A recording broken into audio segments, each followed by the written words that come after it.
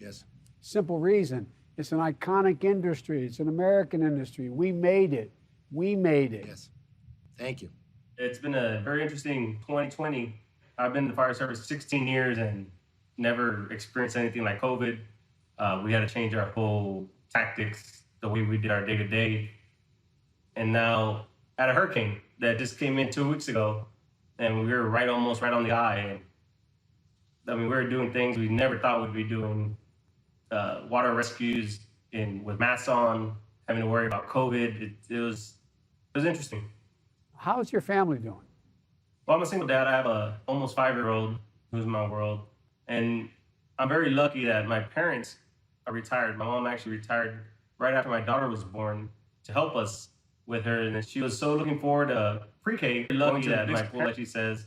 And then unfortunately, all this COVID came in, and now it's all going to be online schooling, which I'm fortunate. I have my parents, but I do have a lot of guys that are double income families, and they're just trying to figure out how they're going to do it with their kids. What arrangements are they going to have to make, since they're not going to be going to school? It's going to be online. It's 2 people in my household. I have a family of 2, and we have grown-up kids that are no longer in the household. But it takes 2 people to build.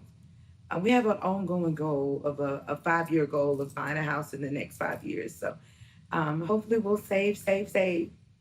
Look, everybody, you talked about the middle class.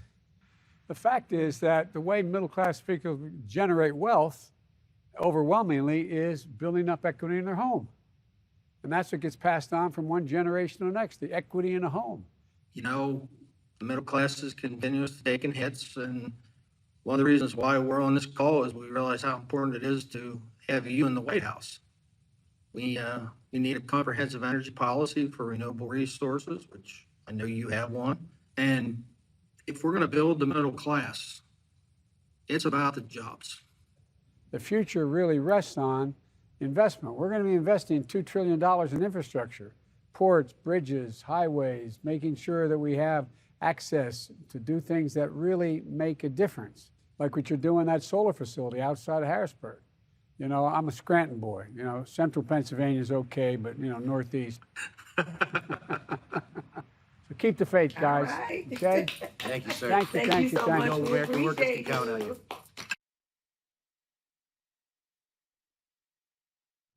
I know it's not typical for a former Surgeon General to speak at a convention. Surgeons General are appointed by presidents, but our work isn't about politics. Our highest duty is to the public. Our true guide is science, and our job is to speak the truth about public health, even when it's controversial or perceived as political. So here's the truth. Our nation absolutely has what it takes to overcome the COVID-19 pandemic. Our highest duty is to the public. It's claimed tens of thousands of our loved ones. We have the talent, resources, and technology. What we're missing is leadership. We need a leader who works with states to ensure that everyone who needs a test gets one and gets results quickly. A leader who secures a safe, effective vaccine and distributes it quickly and fairly. A leader who inspires us to practice distancing and wear masks, not as a political statement, but as a patriotic duty, a commitment we make to one another. That's why I'm here tonight, not because of politics or for party, but because I know Joe Biden can be that leader. I've worked with Joe Biden. I've seen who he is with no cameras around, how he sits with people in their pain and holds them in his heart, how he pores over COVID briefings, asking smart questions, letting science guide his way, just as he did when managing the Ebola crisis. And 6 years ago, when Joe Biden met my family, many of them immigrants awed to be in the nation's capital, I saw how he kneeled beside my grandmother's wheelchair, took her hands in his, and said, "Thank you for choosing us, the United States of America, as the place to trust with your family." Tonight, as a father, son, and grandson, as a doctor who swore an oath, and as an American who loves my country, I can tell you that Joe Biden is the man I trust to look out for my family and the leader I know will heal this nation.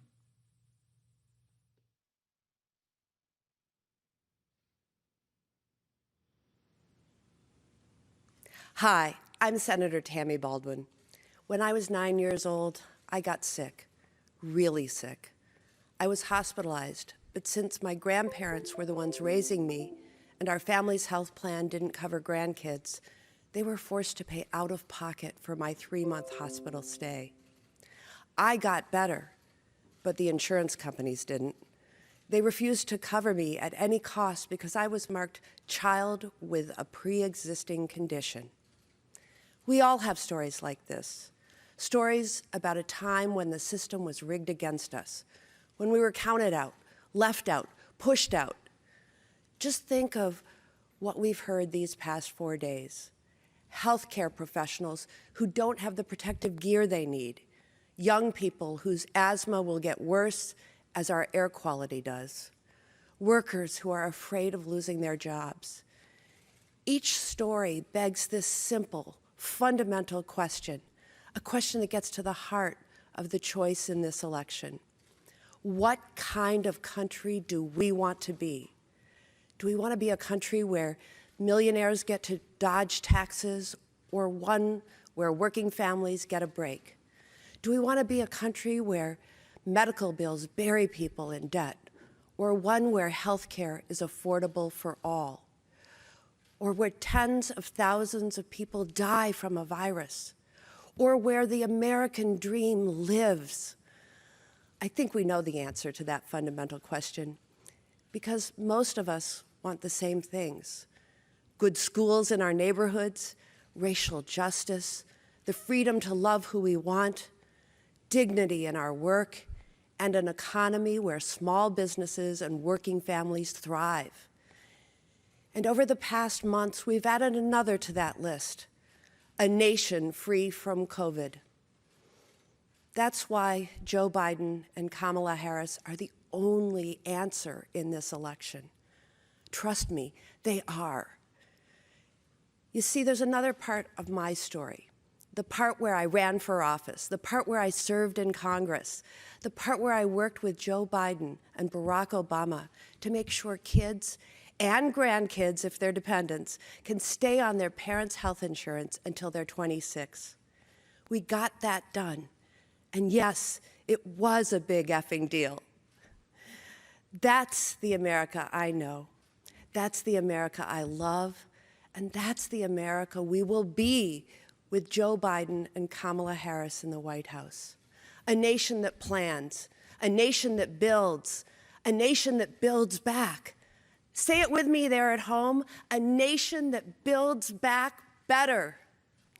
Here in Wisconsin, our state motto is just one word: forward. This November, let's move forward and never look back. Thank you.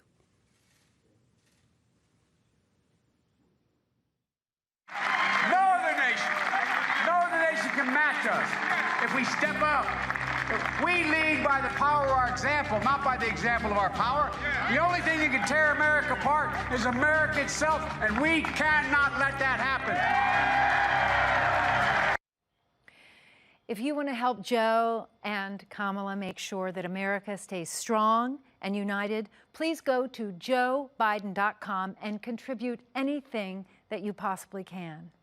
Tonight, I couldn't be prouder to be a loyal union member, a passionate climate activist, and a patriotic Democrat, or as Donald Trump will call me in a tweet tomorrow, a washed-up, horse-faced, no-talent has-been with low ratings. Well, with all due respect, sir, it takes one to know one. And now I'd like to introduce you to a real American hero, World War II veteran Ed Good. I am Edward Good. I'm 95 years old. I'm a veteran of World War II and of Korea. When I wear a uniform, I wear only 2 badges, my parachute wings and the combat infantry badge. I did make 1 combat jump over the Rhine in Germany, and I'm proud of that. I have been a Republican since the 1960s. I'm a member of the NRA, and I voted for Trump. I think Trump has been the worst president we've ever had, so I'll be glad to see him go. I think Joe Biden will be a great leader for the United States.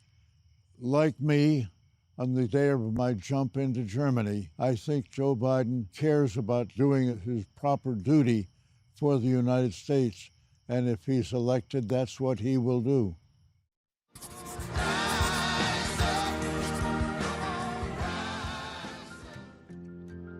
This year's election is very important. Probably be the most important election we've had in years.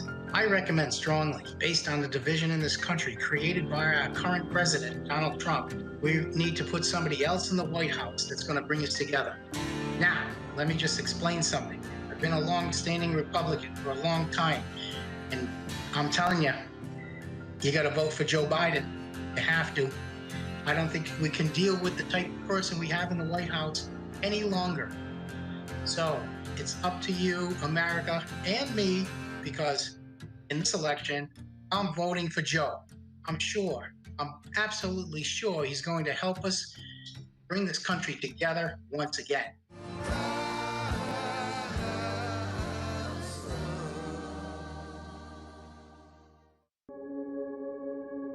My name is Lakeisha Cole. I met my husband 20 years ago. We started dating while I was in college.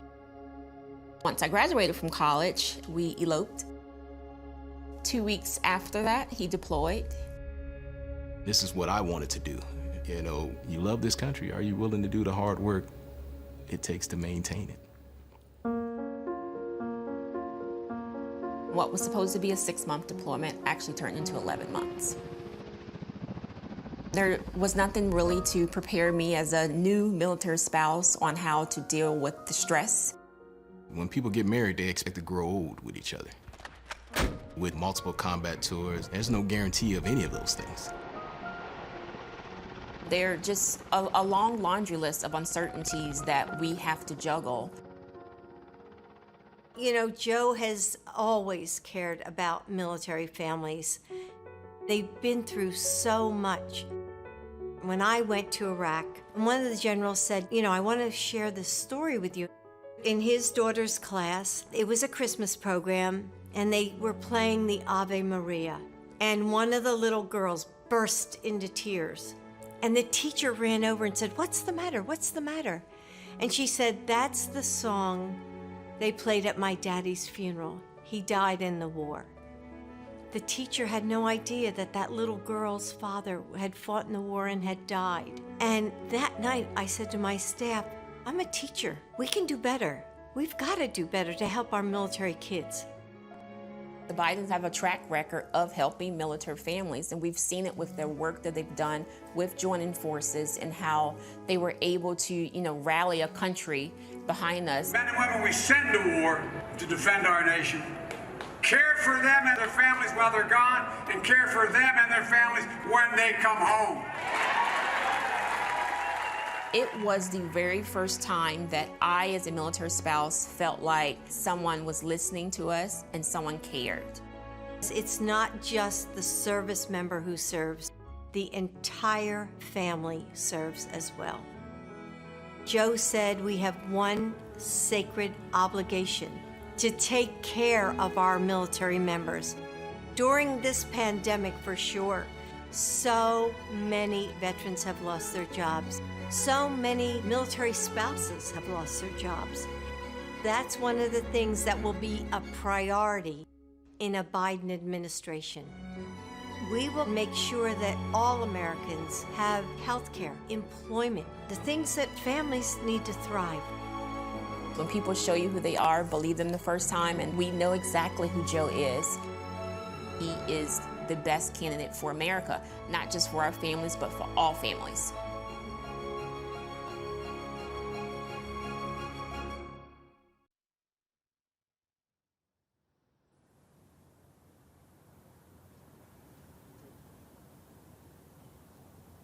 Good evening. I'm Tammy Duckworth. When I first enlisted in the Army, I was eager to serve my country, yet anxious whether I'd be able to earn my way into the ranks. But I earned my wings and later commanded my own air assault unit, learning that serving and leading in the military is both a privilege and a sacrifice. To be a commander, you must always put your troops first, because one day you may order them to sacrifice everything for our great nation. To do that, leaders must command their troops respect and be worthy of their pledge to protect and defend our Constitution no matter the cost. But military service doesn't just take sacrifice from those in uniform. It's required from their families too. My husband Brian was the one who rushed to Walter Reed after I was wounded in Iraq. He was the one holding my hand, waiting for me to wake up. And when I finally did, he was my rock, getting me through those hours, weeks, months of unspeakable pain and unending surgeries. He was my anchor as I relearned to walk, helping me through every step and every stumble. Our military spouses hold their families together, praying for their loved ones' safety wherever they're deployed and serving as caregivers to our disabled service members, and then picking up the pieces and starting again whenever the next tour or the next war arises. Joe Biden understands these sacrifices because he's made them himself. When his son Beau deployed to Iraq, his burden was also shouldered by his family. Joe knows the fear military families live because he's felt that dread of never knowing if your deployed loved one is safe. He understands their bravery because he has had to muster that same strength every hour of every day Beau was overseas. That's the kind of leader our service members deserve, one who understands the risks they face and who would actually protect them by doing his job as commander-in-chief. Instead, they have a coward-in-chief who won't stand up to Vladimir Putin, read his daily intelligence briefings, or even publicly admonish adversaries for reportedly putting bounties on our troops' heads. As president, Joe Biden would never let tyrants manipulate him like a puppet. He would never pervert our military to stroke his own ego. He would never turn his back on our troops or threaten them against Americans peacefully exercising their constitutional rights. Joe Biden would stand up for what's right, stand tall for our troops, and stand strong against our enemies. Because unlike Trump, Joe Biden has common decency. He has common sense. He can command, both from experience and from strength.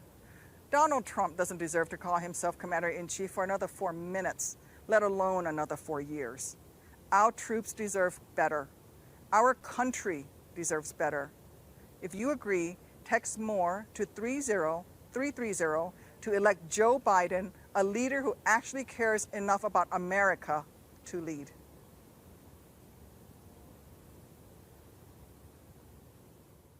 Good evening. I'm Beau Biden, and Joe Biden is my dad. Some voices are never silenced. Some work never ceases to change lives.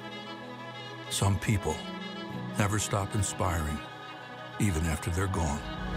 Beau Biden was a husband, father, brother, son, soldier, attorney general. He was given just 46 years on this earth. He did in 46 years what most of us couldn't do in 146. Think about the day that dawns for children who are safer because of Beau, whose lives are fuller because of him. Think about the day that dawns for parents who rest easier and families who are freer because of him. Some folks may never know that their lives are better because of Beau Biden, but that's okay. Certainly for Beau, acclaim was never the point of public service. If you knew Beau, you knew he lived by the strictest code of honor, duty, service, country. You never had to ask if he would do something the right way. He didn't know any other way. Beau didn't cut corners. He turned down an appointment to be Delaware's Attorney General so he could win it fair and square. When the field was clear for him to run for the Senate, he chose to finish his job as AG instead. After 9/11, he joined the National Guard. He felt it was his obligation.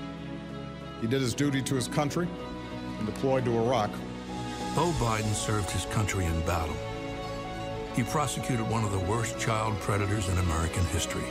And even though he is no longer with us, every day he still inspires the next president of the United States. It won't be possible for me to be here this fall, so I have something to ask of you. Be there for my dad, like he was for me.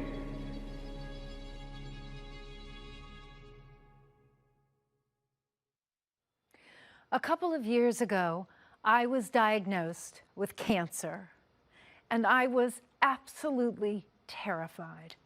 One of the first people who called me was Joe. His real warmth and kindness on that call, man, I gotta say, it made me cry. Our current president has made me cry too, but it's never had anything to do with his warmth or kindness. Joe Biden's empathy is genuine. You can feel it.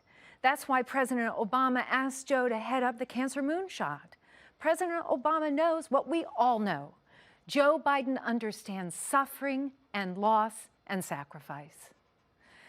Mayor Pete Buttigieg also knows something about sacrifice. He volunteered and was deployed to Afghanistan, then returned home to Indiana to become a highly effective public servant. Say hi to Mayor Pete.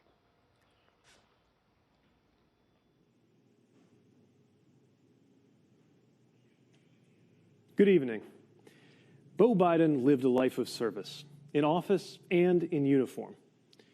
When you put your life on the line for this country, you do it not because it's the country you live in, but because it's a country you believe in. I believe in this country because America, uniquely, holds the promise of a place where everyone can belong. We know that for too many and for too long, that promise has been denied. But we also know America is at its best when we make that circle of belonging wider. Just over 10 years ago, I joined a military where firing me because of who I am wasn't just possible, it was policy. Now, in 2020, it is unlawful in America to fire someone because of who they are or who they love. The very ring on my finger, a wedding we celebrated, here where I'm standing, reflects how this country can change. Love makes my marriage real. But political courage made it possible, including that of Joe Biden, who stepped out ahead even of this party when he said that marriage equality ought to be the law of the land. There is a long way to go.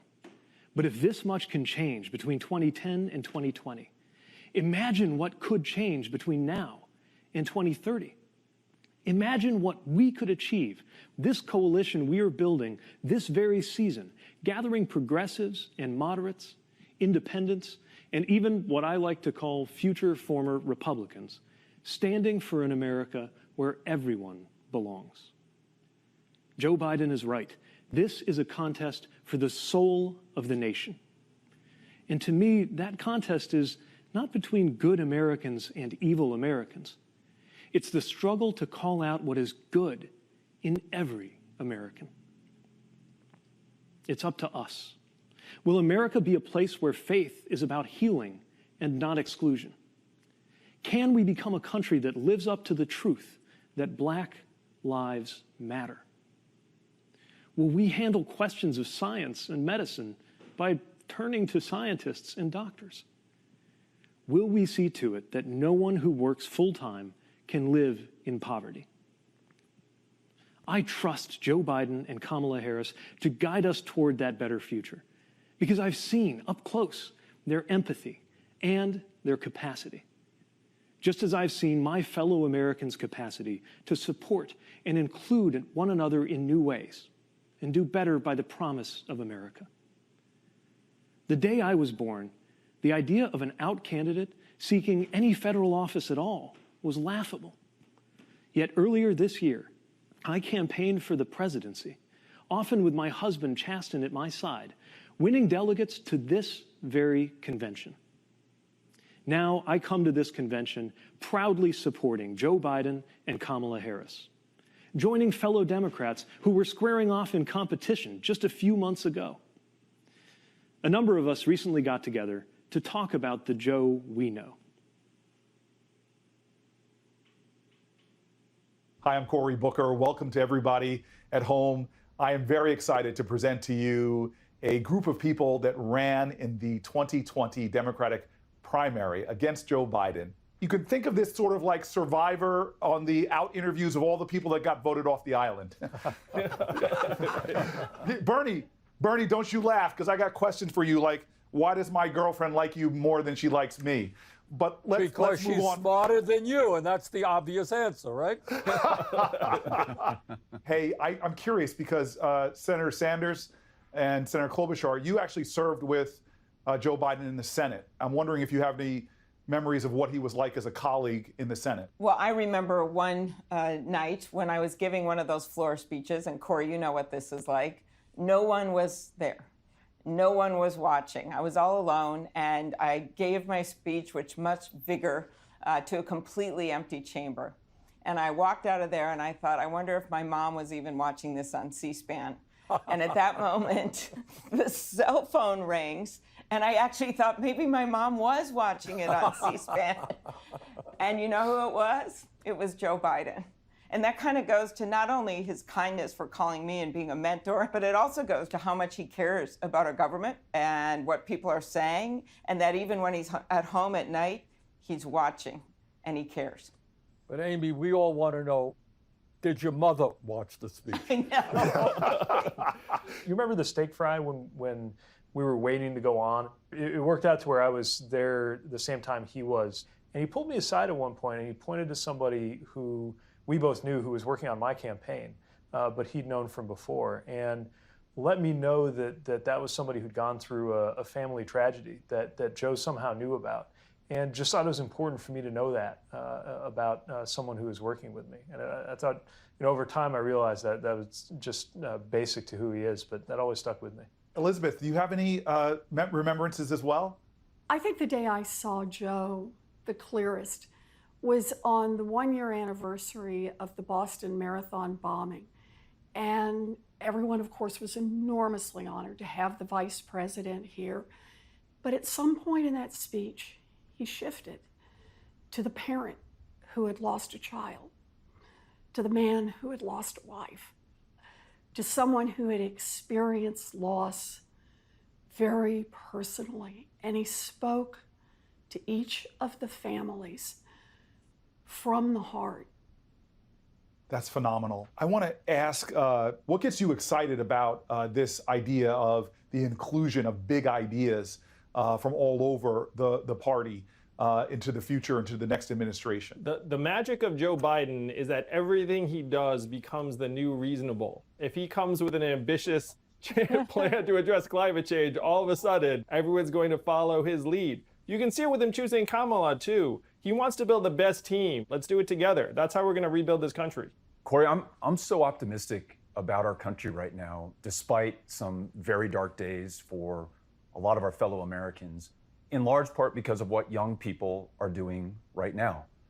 After the murder of Ahmaud Arbery and Breonna Taylor and George Floyd, young people, by and large, led these protests, and they did so in the absolute best traditions of this country, in the tradition of John Lewis. My optimism and my faith in this country is reflected in those young people and the way that Joe and Kamala are listening to them and incorporating their ideas and their urgency into the campaign that they're running and the administration that they're going to lead. And I often think some people who say they don't know if they're going to vote or not are saying that from a point of privilege that a lot of Americans don't have. There are so many things for lots of folks who live life on the margins that this election is going to decide. And maybe it's not a life or death issue for you, but we are all in this together.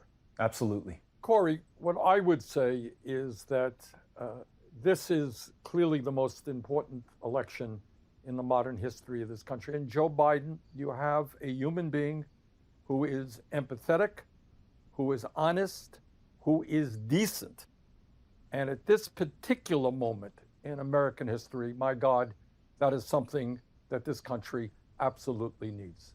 And all of us, whether you're progressives, whether you're moderates or conservatives, have got to come together to defeat this president.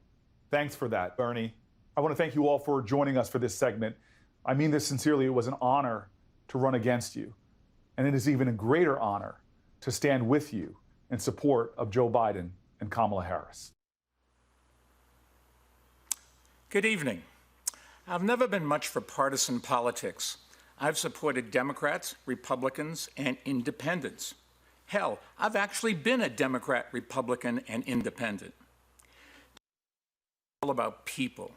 And the two people running for president couldn't be more different. One believes in facts, one does not. One listens to experts, the other thinks he knows everything. One looks forward and sees strength in America's diversity. The other looks backwards and sees immigrants as enemies and white supremacists as allies. Here's another difference. One has proven he knows how to handle a crisis by helping to lead the economic turnaround after the 2008 recession, while the other has not only failed to lead, he has made the current crisis much worse. When confronted with the biggest calamity any president has faced in the modern era, Donald Trump spent the year downplaying the threat, ignoring science, and recommending quack cures, which let COVID-19 spread much faster than it should have, leaving hundreds of thousands needlessly sick or dead. He has failed the American people catastrophically. 4 years ago, I came before this very convention and said, New Yorkers know a con when we see one. But tonight, I'm not asking you to vote against Donald Trump because he's a bad guy. I'm urging you to vote against him because he's done a bad job. Today, unemployment is at historic highs, and small businesses are struggling just to survive. It didn't have to be this way. Before I ran for mayor, I spent 20 years running a business I started from scratch. So I want to ask small business owners and their employees one question, and it's a question for everyone. Would you rehire or work for someone who ran your business into the ground and who always does what's best for him or her, even when it hurts the company, and whose reckless decisions put you in danger, and who spends more time tweeting than working? If the answer is no, why the hell would we ever rehire Donald Trump for another 4 years? Trump says we should vote for him because he's a great businessman? Really? He drove his companies into bankruptcy 6 times, always leaving behind customers and contractors who had cheated and swindled and stopped doing business with him. Well, this time, all of us are paying the price, and we can't let him get away with it again. Donald says we should vote for him because the economy was great before the virus? Huh? Biden and Obama created more jobs over their last 3 years than the Trump administration did over their first 3. And economic growth was higher under Biden and Obama than under Trump. In fact, while Biden helped save 1 million auto industry jobs, Trump has lost 250,000 manufacturing jobs. So when Trump says he wants to make America great again, he's making a pretty good case for Joe Biden. Look, our goal shouldn't be to bring back the pandemic economy. It should be, as Joe says, to build it back better. Joe's economic plan will create clean energy jobs that help fight another crisis that Trump is ignoring, climate change. And Joe will rebuild our crumbling roads and bridges, something Trump has incessantly talked about doing. But in the last 3.5 years, he hasn't done anything. What a joke. And let me tell you a little secret. Donald Trump's economic plan was to give a huge tax cut to guys like me who didn't need it, and then lie about it to everyone else. Well, Joe will roll back that tax cut that I got so we can fund things our whole country needs, like training for adults who have lost jobs, and making college more affordable, and investing in American research and development so that the products of tomorrow are made today by American workers. You know, growing up, I was taught to believe that America is the greatest country in the world, not because we won the Second World War, but because of why we fought it, for freedom, democracy, and equality. My favorite childhood book was called Johnny Tremaine, about a Boston boy who joins the Sons of Liberty at the dawn of the American Revolution. At the end of the book, Johnny stands on Lexington Commons and sees a nation that is, quote, green with spring, dreaming of the future. That's the America I know and love, and that's the America we are in danger of losing under this president. So let's put an end to this whole sorry chapter in American history and elect leaders who will bring integrity and stability, sanity, and competence back to the White House. Joe and Kamala, Go get them, for all of us.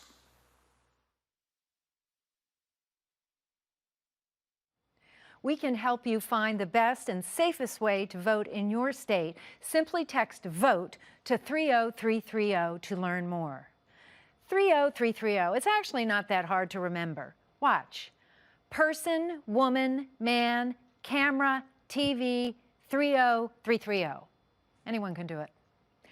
I want to introduce you now to a young man who Vice President Biden met earlier this year in New Hampshire and helped to find his voice. Say hello to Braden Harrington. Hi, my name is Braden Harrington, and I'm 13 years old.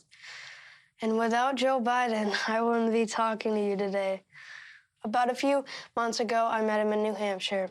He told me that we were members of the same club. We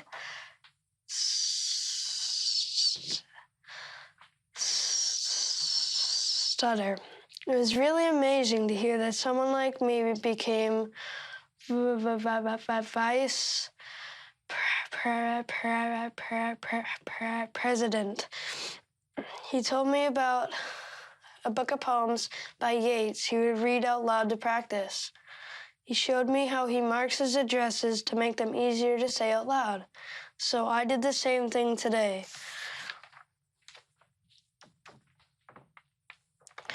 And now I'm here talking to you today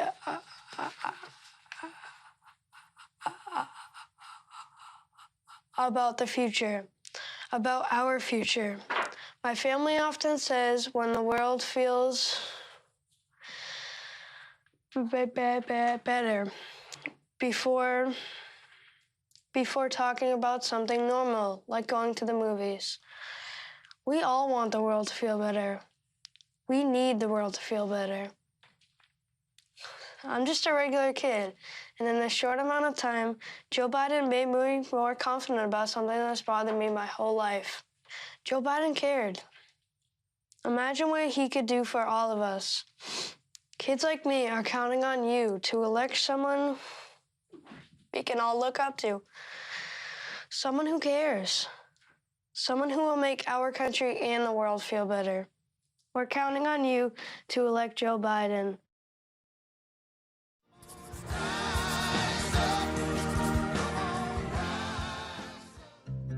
The first time I met Joe, I was very new at my synagogue, and I had to do a funeral service and a shiva, and towards the end of the service, the door opens up, and this person who was much younger than these octogenarians who were there walked in the room. It was our U.S. Senator, Joe Biden. He was just very respectful, and he stayed in the back, and his head was bowed in reverence.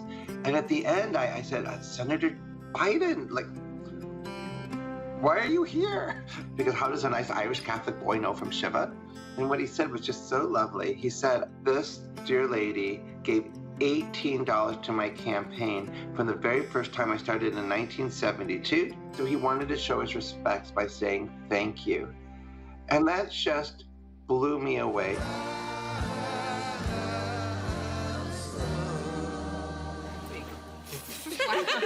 I think you guys might have thought we were smaller. Granddaughter interview, take one. No, this is good. So what don't I know about your grandfather?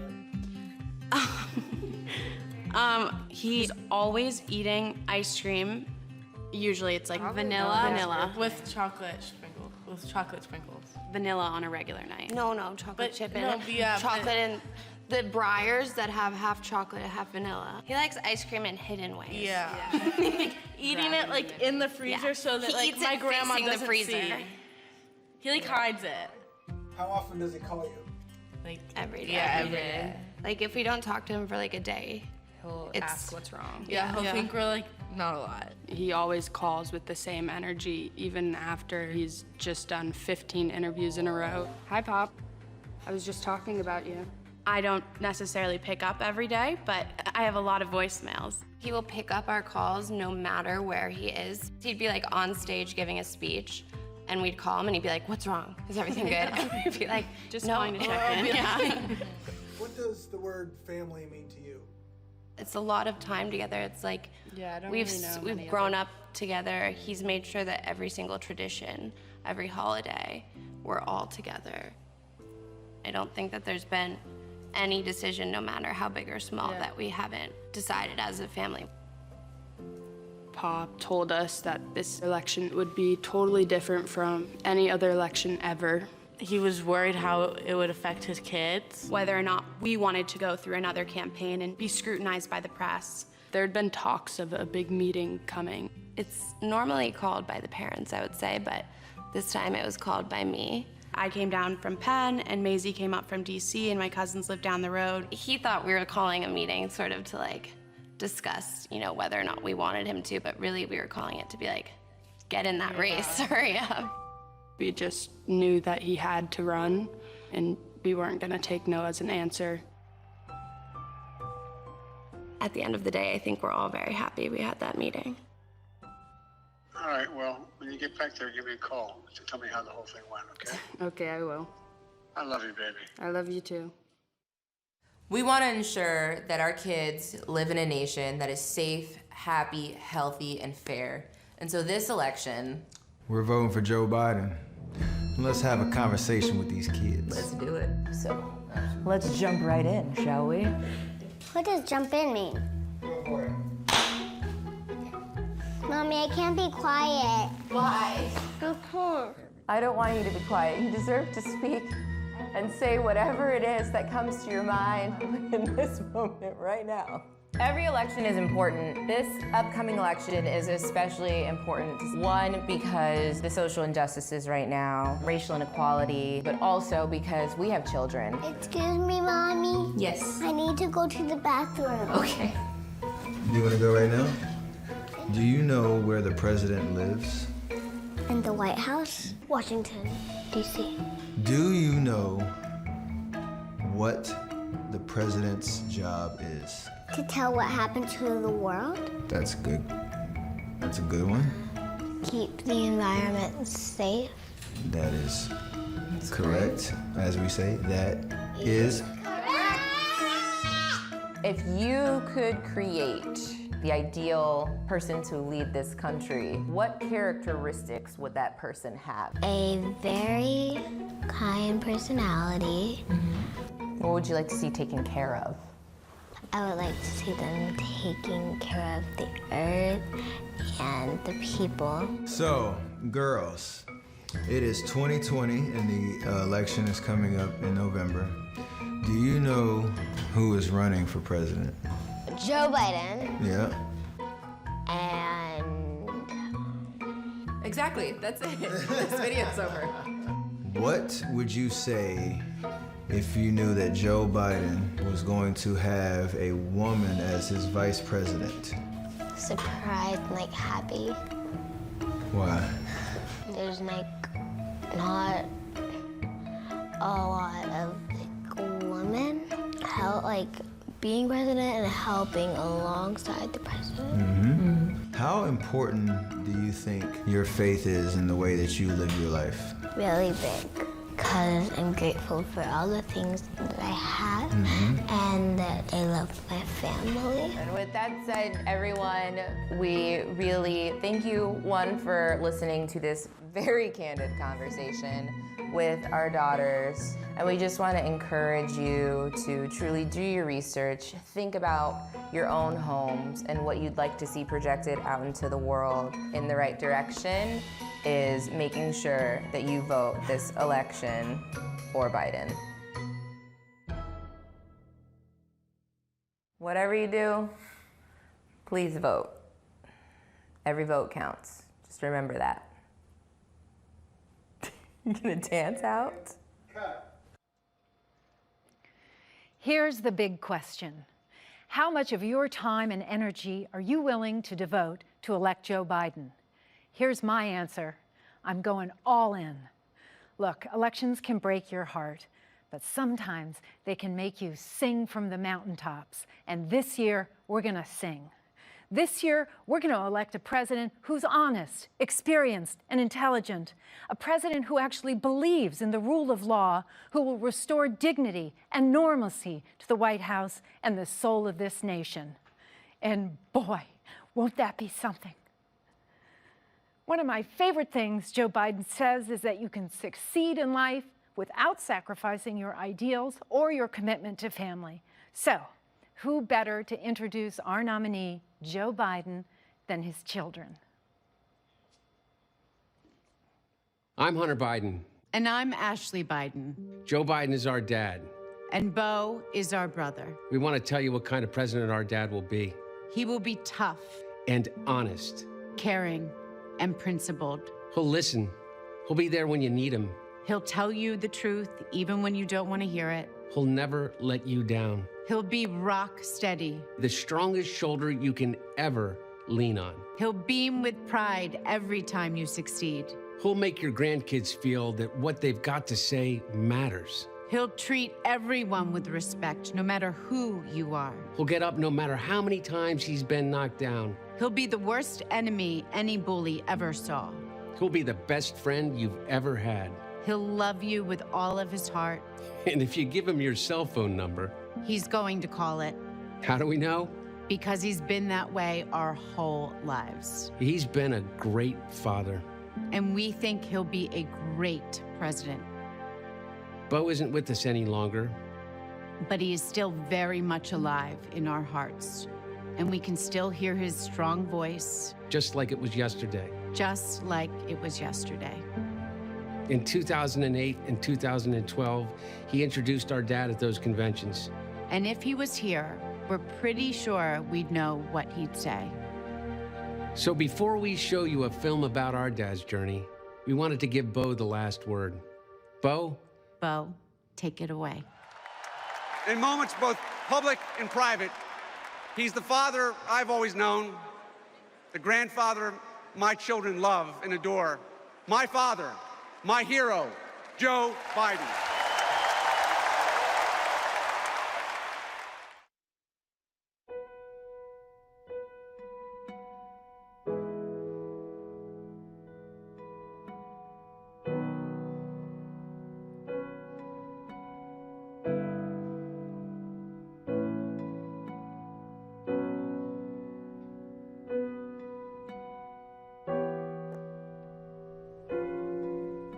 Our lives have been turned upside down, shattered and shaken.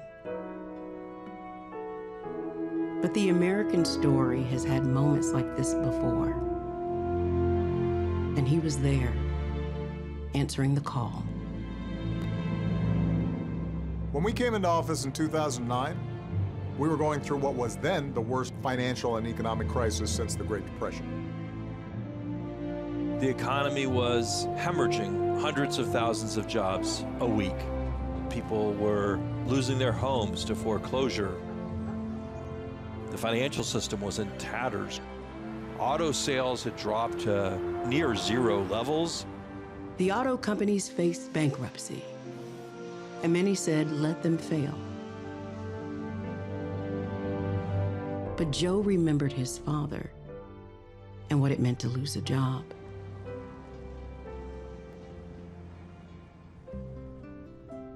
The Finnegans and Bidens were Irish Catholic.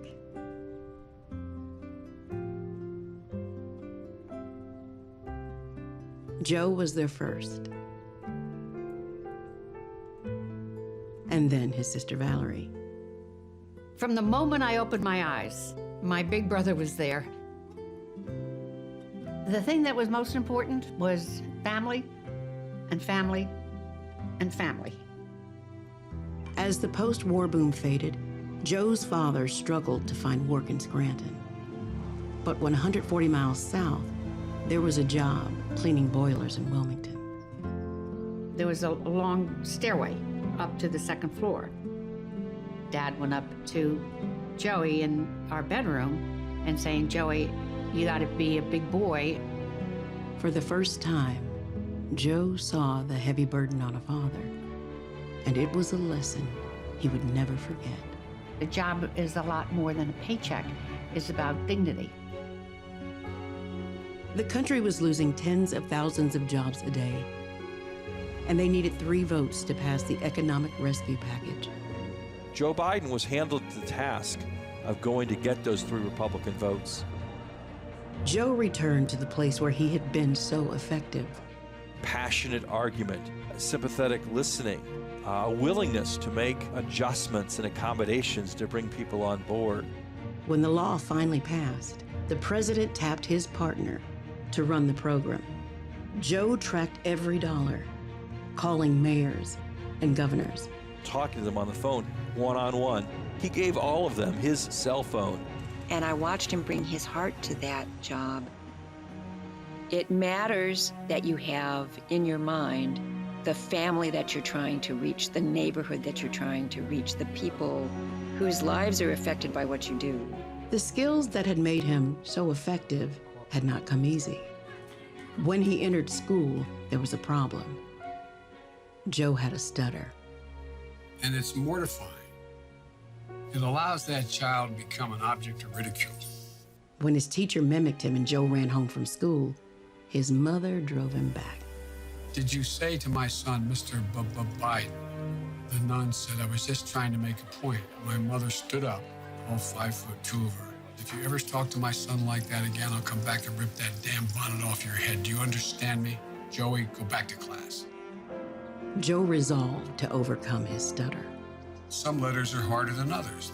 And I used to get up at night and go stand in front of the mirror with a flashlight and practice.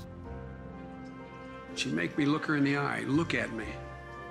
Remember, Joey, you're the smartest boy in that class. Nobody's better than you, Joey.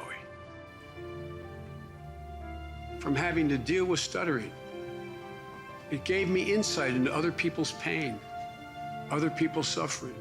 At 19, Joe sought out a summer job that few of his peers considered taking. He was a lifeguard along with the black lifeguards. That's when I first seen Joe, and we became friends. It was one of the best things I've ever done because it gave me a sense that we really didn't know one another. After Martin Luther King Jr. was assassinated, riots broke out in Wilmington, and the National Guard stayed for almost a year. I quit the law firm and asked for a job to become a public defender. That's what sort of got me involved in politics. J. Caleb Boggs was a popular war hero in a solidly Republican state, and few took Joe's campaign seriously. In Delaware, the Democratic Party was non-functional. When it got time to put up a candidate, they didn't want to touch it. This young upstart, Joe Biden, who had a lot of ideas and no money, no influence, the party said, okay, well then go ahead, Biden, give it a whirl. That's all I can ask. Just look, if you like what you see, help me out. If not, vote for the other fellow. Look me over if you would. You know, we'd have a coffee, and we'd come out of that, we'd have 5 more coffees. He was very articulate on the issues. He brought people to say, not just that, well, I agree with what you're doing, is, you know, what can I do to help? Delaware is the first state. J. Caleb Boggs, who is the incumbent Republican, being challenged by Joseph Biden. Biden is a Democrat who's 29 years of age. But exhilaration soon turned to tragedy. I mean, it was clear he had decided that I'm not going to be a senator, that the boys need me too much. I was prepared to walk away in 1973. But men like Ted Kennedy and Mike Mansfield and Hubert Humphrey and Fritz Hollings, Danny Inouye, they convinced me to stay. Just stay 6 months, Joe. Remember, Danny? Just stay 6 months. He couldn't allow the suffering to debilitate him. That's like he couldn't allow the stuttering to define him. That's the backbone. There's something bigger than Joe's suffering. The Senate turned out to be a wonderful place for him. He had a real gift for bringing people together.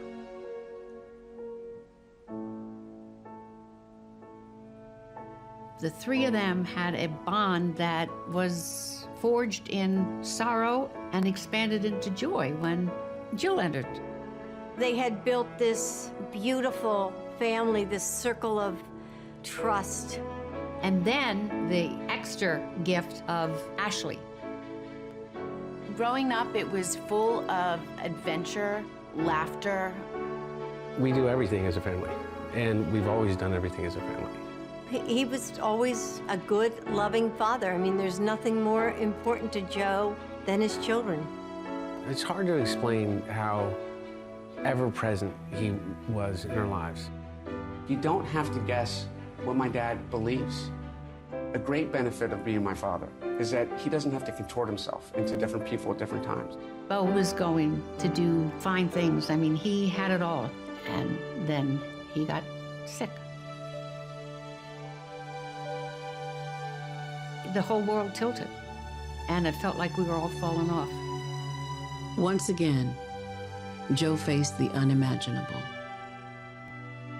My mother, she said, bravery resides in every heart, and someday it will be summoned.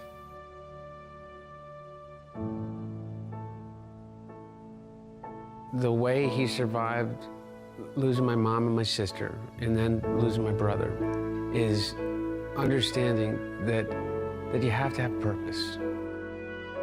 Every day I get up, I ask myself, I hope he's proud of me, because that's that makes me move on. From his time in the Senate and then the White House, Joe always found a way forward, forging unlikely friendships and alliances.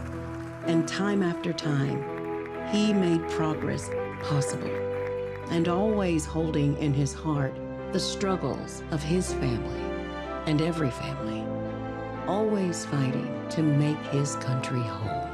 It's a very rare quality to bring your empathy skills to the process of governing. Joe Biden never forgets that that's the point of moving the wheels of government. He will keep his word. He will reach out and hear what other people have to say. To have somebody who believes in what's best in us, somebody like Joe Biden who actually believes in the American idea, that's the kind of person who I want in the White House.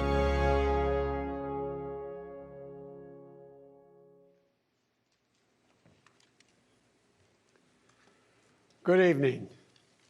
Ella Baker, a giant of the civil rights movement, left us with this wisdom: give people light, and they will find the way. Give people light. Those are words for our time. The current president has cloaked American darkness for much too long. Too much anger, too much fear, too much division. Here and now, I give you my word. If you entrust me with the presidency, I will draw on the best of us, not the worst. I will be an ally of the light, not the darkness. It's time for us, for we the people, to come together. And make no mistake, united we can and will overcome this season of darkness in America. We'll choose hope over fear, facts over fiction, fairness over privilege. I'm a proud Democrat, and I'll be proud to carry the banner of our party into the general election. So it's with great honor and humility I accept this nomination for President of the United States of America. But while I'll be a Democratic candidate, I will be an American president. I'll work hard for those who didn't support me, as hard for them as I did for those who did vote for me. That's the job of a president, to represent all of us, not just our base or our party. This is not a partisan moment. This must be an American moment. It's a moment that calls for hope and light and love, hope for our future, light to see our way forward, and love for one another. America isn't just a collection of clashing interests of red states or blue states. We're so much bigger than that. We're so much better than that. You know, nearly a century ago, Franklin Roosevelt pledged a New Deal in a time of massive unemployment, uncertainty, and fear. Stricken by a disease, stricken by a virus, FDR insisted that he would recover and prevail, and he believed America could as well. And he did, and we can as well. This campaign isn't just about winning votes. It's about winning the heart and, yes, the soul of America. winning it for the generous among us, not the selfish, winning it for workers who keep this country going, not just the privileged few at the top, winning it for those communities who have known the injustice of a knee on the neck, for all the young people who have known only America being rising inequity and shrinking opportunity. They deserve the experience of America's promise. They deserve to experience it in full. You know, no generation ever knows what history will ask of it. All we can ever know is whether we're ready when that moment arrives. And now history has delivered us to one of the most difficult moments America's ever faced. Four historic crises, all at the same time. A perfect storm. The worst pandemic in over 100 years. The worst economic crisis since the Great Depression. The most compelling call for racial justice since the 60s. And the undeniable realities and just the accelerating threats of climate change. So the question for us is simple. Are we ready? I believe we are. We must be. You know, all elections are important. But we know in our bones this one is more consequential. As many have said, America is at an inflection point, a time of real peril, but also of extraordinary possibilities. We can choose a path of becoming angrier, less hopeful, more divided, a path of shadow and suspicion, or we can choose a different path and together take this chance to heal, to reform, to unite, a path of hope and light. This is a life-changing election. This will determine what America is going to look like for a long, long time. Character is on the ballot. Compassion is on the ballot. Decency, science, democracy, they're all on the ballot. Who we are as a nation, what we stand for, and most importantly, who we want to be, that's all on the ballot. And the choice could not be more clear. No rhetoric is needed. Just judge this president on the facts. 5 million Americans infected by COVID-19. More than 170,000 Americans have died. By far the worst performance of any nation on earth. More than 50 million people have filed for unemployment this year. More than 10 million people are going to lose their health insurance this year. Nearly 1 in 6 small businesses have closed this year. And this president, if he's reelected, you know what will happen.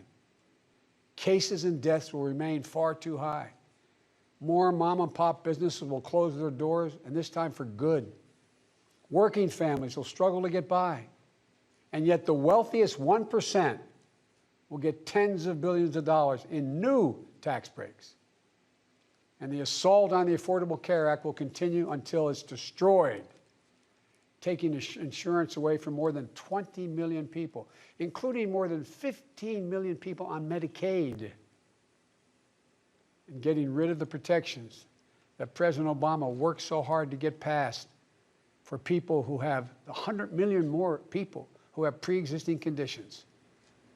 And speaking of President Obama, a man I was honored to serve alongside for 8 years as vice president, let me take this moment to say something we don't say nearly enough.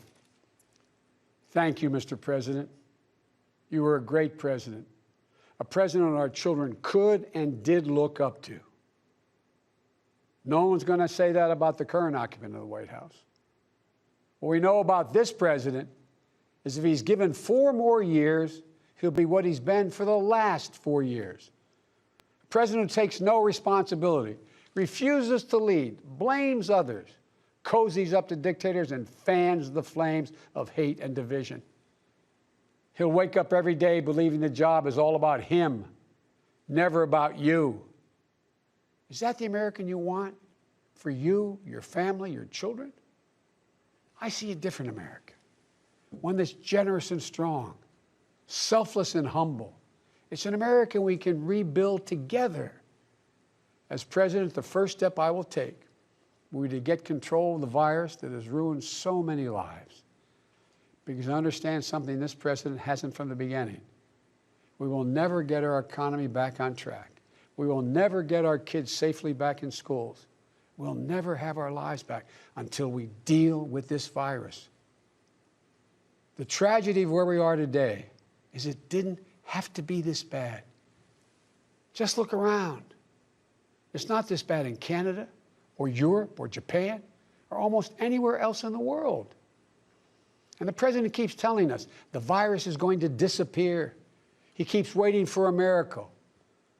Well, I have news for him. No miracle is coming. We lead the world in confirmed cases. We lead the world in deaths. Our economy is in tatters, with Black, Latino, Asian American, Native American communities bearing the brunt of it. And after all this time, the president still does not have a plan. Well, I do. If I'm your president, on day one, we'll implement the national strategy I've been laying out since March. We'll develop and deploy rapid tests with results available immediately. We'll make the medical supplies and protective equipment that our country needs.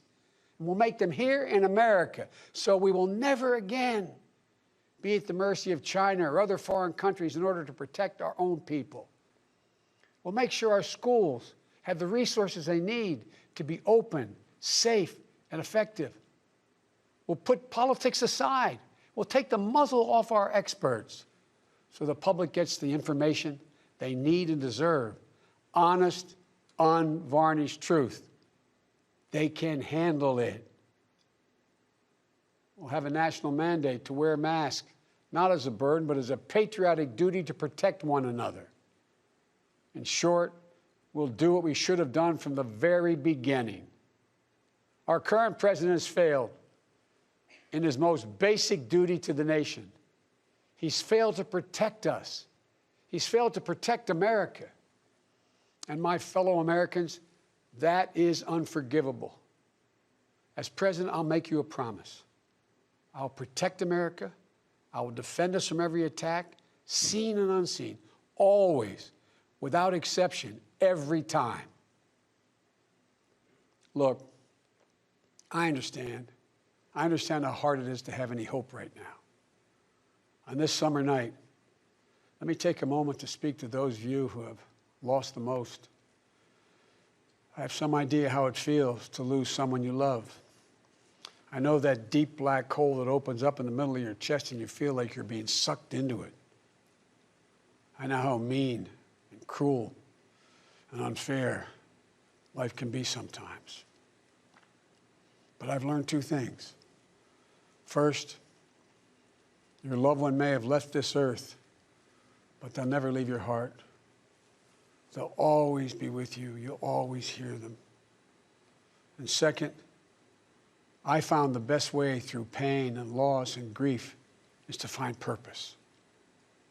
As God's children, each of us have a purpose in our lives. We have a great purpose as a nation to open the doors of opportunity to all Americans, to save our democracy, to be a light to the world once again, and finally to live up to and make real the words written in the sacred documents that founded this nation, that all men and women are created equal, endowed by their Creator with certain inalienable rights, among them life, liberty, and the pursuit of happiness. You know, my dad was an honorable, decent man.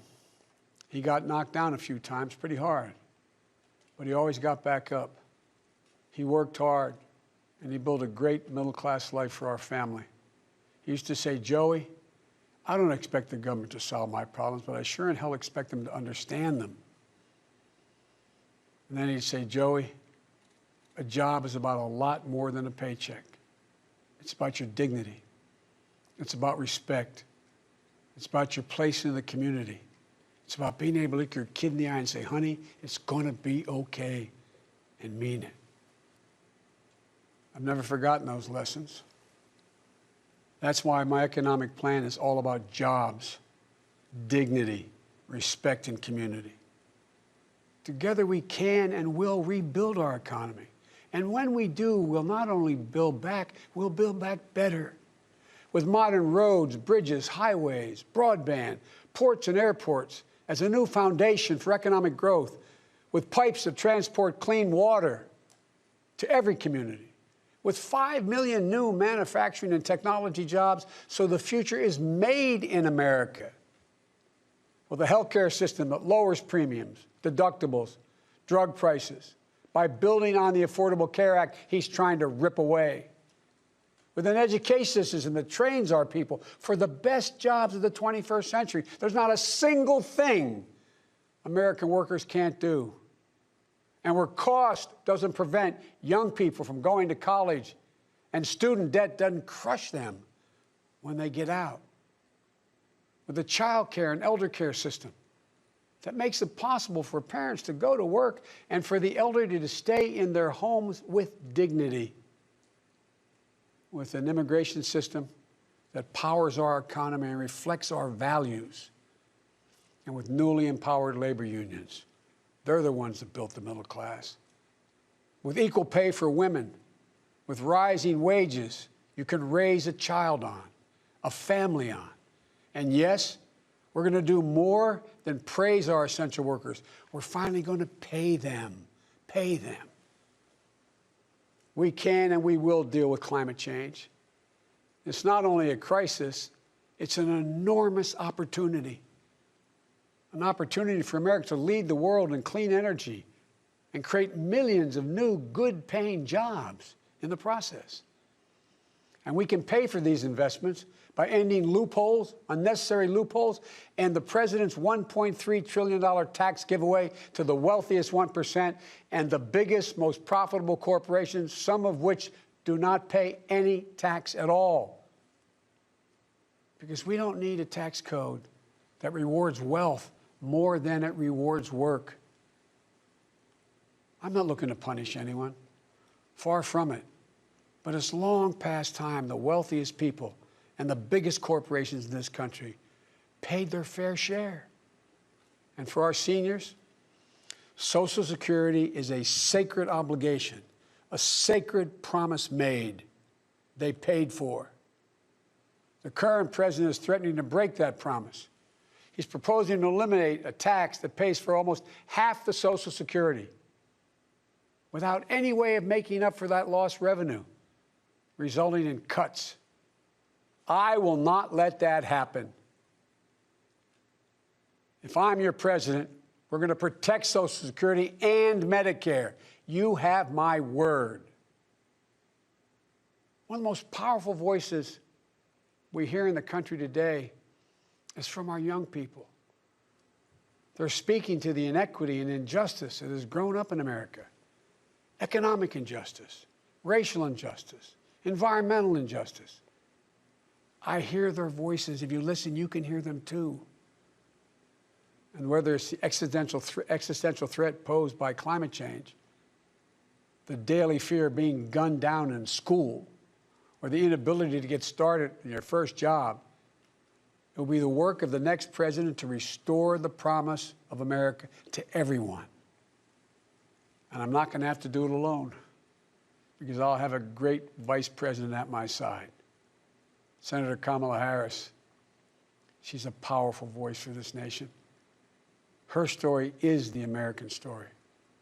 She knows about all the obstacles thrown in the way of so many in our country. Women, Black Americans, South Asian Americans, immigrants, the left out and the left behind. But she's overcome every obstacle she's ever faced. No one's been tougher on the big banks and the gun lobby. No one's been tougher in calling out the current administration for its extremism, its failure to follow the law, its failure to simply tell the truth. Kamala and I both draw from our families. That's where we get our strength. For Kamala, it's Doug and their families. For me, it's Jill and ours. I've said many times, no man deserves one great love in his life, let alone two. But I've known two. After losing my first wife in that car accident, Jill came into my life. She put our family back together. She's an educator, a mom, a military mom. and an unstoppable force. If she puts her mind to it, just get out of the way. She's going to get it done. She was a great second lady, and I know she'll make a great first lady for this nation. She loves this country so much. And I'll always have the strength that can only come from family. Hunter, Ashley, all our grandchildren, my brothers, my sister, they give me courage. They lift me up. While he's no longer with us, Bo inspires me every day. Bo served our nation in uniform. A year in Iraq, a decorated Iraqi war veteran. So I take very personally and the profound responsibility of serving as Commander-in-Chief. I'll be a president who will stand with our allies and friends and make it clear to our adversaries the days of cozying up to dictators is over. Under President Biden, America will not turn a blind eye to Russian bounties on the heads of American soldiers. Nor will I put up with foreign interference in our most sacred democratic exercise, voting. And I'll always stand for our values of human rights and dignity. I'll work in common purpose for a more secure, peaceful, and prosperous world. History has thrust one more urgent task on us. Will we be the generation that finally wipes out the stain of racism from our national character? I believe we're up to it. I believe we're ready. Just a week ago yesterday was the 3rd anniversary of the events in Charlottesville. Close your eyes. Remember what you saw on television. Remember seeing those neo-Nazis and Klansmen and white supremacists coming out of fields with lighted torches, veins bulging, spewing the same anti-Semitic bile heard across Europe in the 30s. Remember the violent clash that ensued between those spreading hate and those with the courage to stand against it. And remember what the president said when asked? He said there were, quote, very fine people on both sides. It was a wake-up call for us as a country, and for me, a call to action. At that moment, I knew I'd have to run, because my father taught us that silence was complicity, and I could never remain silent or complicit. At the time, I said we're in the battle for the soul of this nation. And we are. You know, one of the most important conversations I've had this entire campaign, it was with someone who was much too young to vote. I met with 6-year-old Gianna Floyd the day before her daddy, George Floyd, was laid to rest. She's an incredibly brave little girl. And I'll never forget it. When I leaned down to speak to her, she looked in my eyes and she said, and I quote, "Daddy changed the world. Daddy changed the world." Her words burrowed deep into my heart. Maybe George Floyd's murder was a breaking point. Maybe John Lewis's passing the inspiration. But however it's come to be, however it's happened, America's ready, in John's words, to lay down, quote, the heavy burden of hate at last, and to end the hard work of rooting out our systemic racism. You know, American history tells us that it's been in our darkest moments that we've made our greatest progress, that we've found the light. In this dark moment, I believe we're poised to make great progress again, that we can find the light once more. You know, many people have heard me say this, but I've always believed you can define America in one word: possibilities. The defining feature of America: everything is possible. That in America, everyone, and I mean everyone, should be given an opportunity to go as far as their dreams and God-given ability will take them. We can never lose that. In times as challenging as these, I believe there's only one way forward. As a united America, united in our pursuit of a more perfect union, united in our dreams of a better future for us and for our children, united in our determination to make the coming years bright. Are you ready? I believe we are. This is a great nation. We're a good and decent people. For Lord's sake, this is the United States of America. And there's never been anything we've been able to accomplish when we've done it together. The Irish poet Seamus Heaney once wrote, "History says, don't hope on this side of the grave, but then, once in a lifetime, the longed-for tidal wave of justice can rise up and hope and history rhyme." This is our moment to make hope and history rhyme. With passion and purpose, let us begin, you and I together, one nation, under God, united in our love for America, united in our love for each other. For love is more powerful than hate, hope is more powerful than fear, and light is more powerful than dark. This is our moment, this is our mission. May history be able to say that the end of this chapter of American darkness began here tonight, as love and hope and light join in the battle for the soul of the nation. And this is a battle we will win, and we'll do it together. I promise you. Thank you, and may God bless you, and may God protect our troops.